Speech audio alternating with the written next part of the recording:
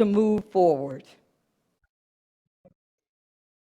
Here we are at yet another ending, the last link in a 365-day chain of days of spinning around our own individual axis as we collectively spin together around the sun. 1 year is over, and we say new year because that's how it has been parceled out in the proper number of days and weeks to make a year.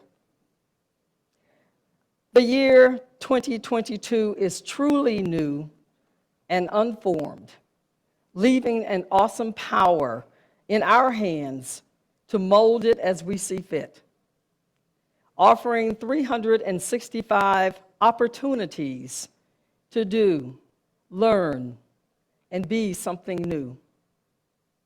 For the next couple of weeks, we'll persist in writing the incorrect year on checks. Then suddenly, the new year will simply be the year 2022, and the old one will be attached to all that's past.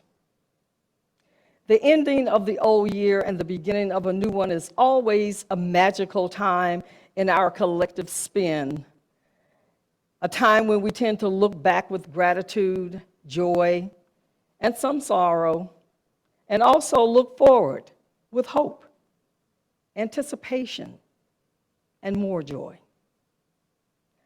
However, I think that time accumulates for each of us, and the slate is never completely blank.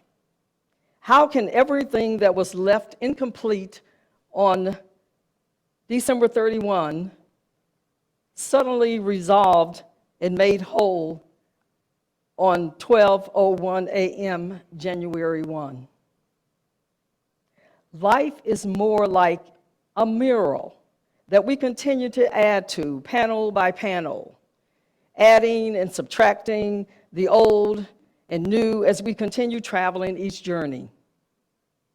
I think that it's important to be a present observer, or not just one who skims the surface of life, mixing experiences to improve on the canvas.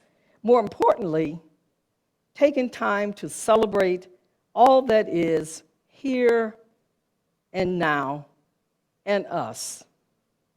Perhaps rather than a singular year, new year, there are new years, plural, in all of our lives.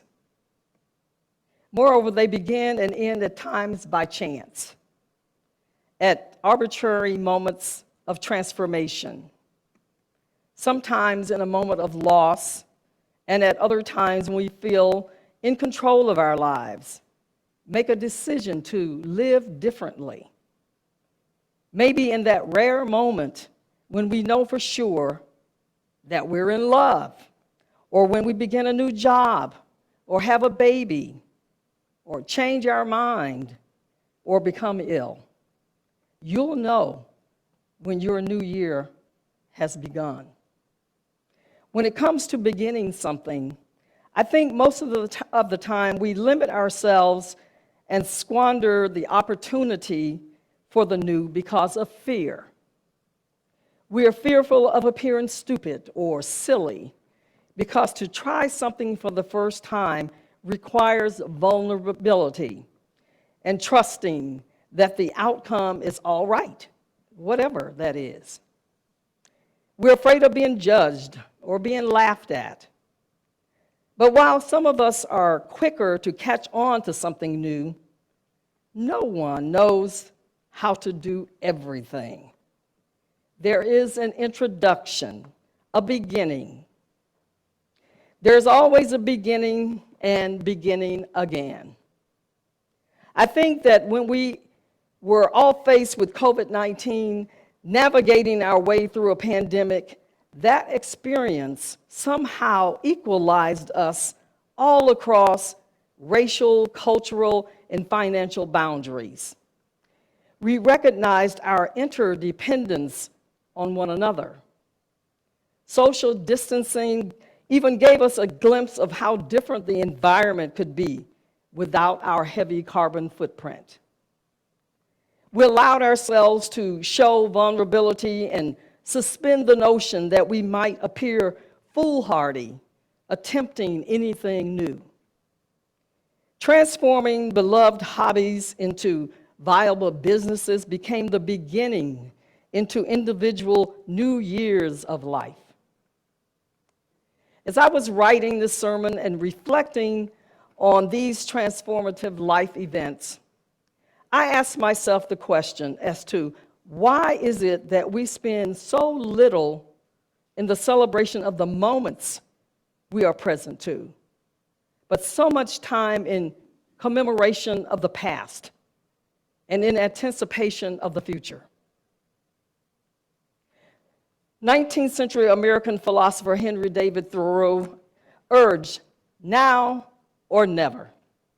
He continued, we must live in the present, launch ourselves on every wave, and find eternity in the moment. Now, unavoidably, we are all victims of time to some degree because it has become the accepted state of norm in the fast-paced, highly motivated society that we live in. For this reason, it is important that we understand that not remaining in the present means being torn between the past and the future. The concept of time deludes us into concerning ourselves with its passing and impending arrival, preventing us from enjoying the here and now. There's a saying, don't let the future steal your present. With few exceptions, people are routinely in their heads, mulling over negativity, struggling over the past, or becoming anxious and fearful of the future. We're seldom fully here, centered, and seeing through the lens of life with clarity and naked awareness, a state that helps us in understanding ourselves and finding contentment. We devote so much of our energy trying to avoid being present in attempts to label certain activities as worthless, hurrying through so-called boring things in order to attend to that which we deem more important or interesting. Yet, when engaged in moments that we call important, we fail to remain present to enjoy them. How many times have you been on vacation and were doing something that you really enjoyed, but had the thought, I don't want this to be over? Or, this is so much fun, but soon it will be Monday and I'll be back at work. This type of thinking only allows your mind to steal away your precious time. Moreover, the time will pass naturally, and what could be a joyous and exciting occasion will inevitably come to a natural close. We cannot feel the past or the future, but we can feel what it's like to touch something that's present right now, to see and hear something. This is all that can exist because this is what you feel right now. What if we could learn to celebrate every daily cycle and its component units that we call hours, minutes, and seconds for what they have brought us and helped us become? How would that change the rhythm of what we choose to fill our moments with? What would commemoration of endings, beginnings, and all that's in between on a daily basis look like? How might we pause to look at that precious moment just gone by and reflect on how we filled it with meaning by living it to our best abilities? And how might we do so for the next? How did we live with intention rather than distraction? What did we choose to serve and care for, or did we just stumble along to the whims of forces and factors unknown? And how might we use our learnings from the moment past to live our coming moment to a higher level? What would our lives look like if we personally celebrated the wonder of each moment rather than just the bookend events of the beginnings and endings of 365 days? Now, I'm not suggesting that we should stop collectively and consciously celebrating the endings and beginnings of the passage of time in the cycles that we call years. What I am saying is that perhaps we should start collectively, consciously, and perhaps more importantly, individually celebrating the endings and beginnings of the passage of time cycles that we call days, and celebrate the magic of the moment that made that day. If the past couple of years has taught us anything at all, it's to seize each moment as if it's our last, because in some cases it is. My personal spiritual practice is one that I learned from my great-grandmother as a very young child. I learned to start my day with a dedication saying thank you to the universe for allowing me the gift of another day. I follow that by setting my intentions for the day in 3 thoughts that I hope to live by on that day. At the end of the day, just before I close my eyes for the night, I write down the 3 thoughts again, this time in the form of gratitude.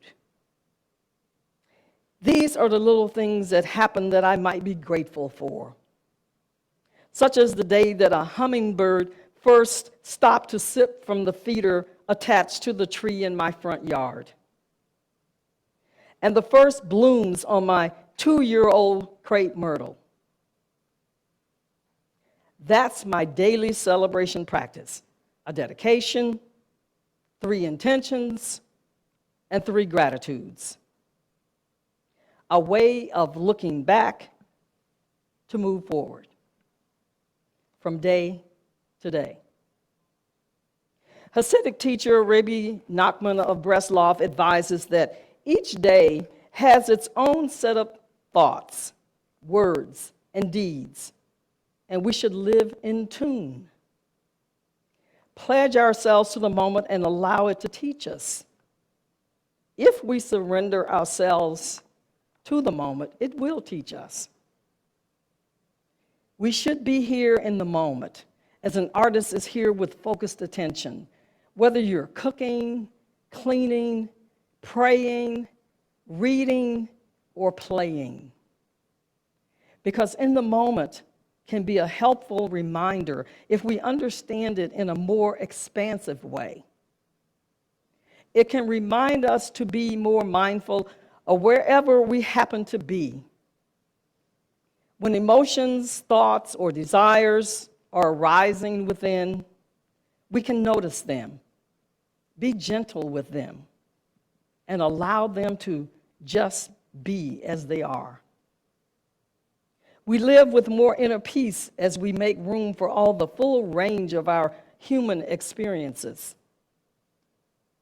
So, as we wind down 2021 and prepare for 2022, set our goals and resolutions, may I invite you to also think of how you might commemorate all your in-betweens, the days and moments that make up our spin around ourselves as we spin collectively around the sun. And be like the lotus. Trust in the light, grow through the dirt, believe in new beginnings. From my heart to yours, may it be so.